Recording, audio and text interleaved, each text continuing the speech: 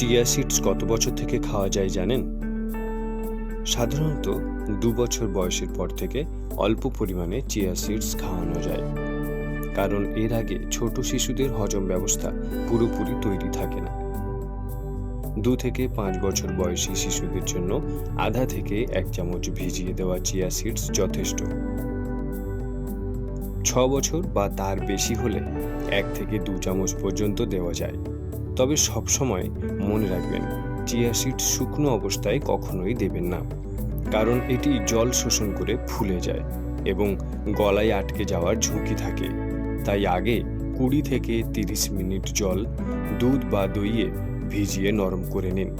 Chia সিডসে আছে fibre, omega 3, calcium ও protein, যা শিশুদের হাড় মজবুত করতে, হজম ভালো রাখতে এবং শক্তি বাড়াতে সাহায্য করতে পারে।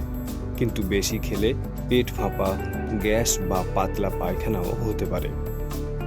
তাই প্রথমবার খুব অল্প দিয়ে শুরু করুন এবং শরীরে কোনো সমস্যা হচ্ছে কিনা খেয়াল করুন।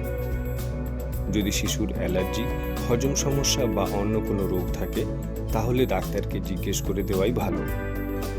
বড়দের ক্ষেত্রেও প্রতিদিন 1 থেকে 2 টেবিল চামচ ভিজিয়ে খাওয়া নিরাপদ। তাই চিয়া সিডস উপকারী হলেও সঠিক বয়স, সঠিক পরিমাণ এবং সঠিকভাবে ভিজিয়ে খাওয়ানোই সবচেয়ে বেশি গুরুত্বপূর্ণ।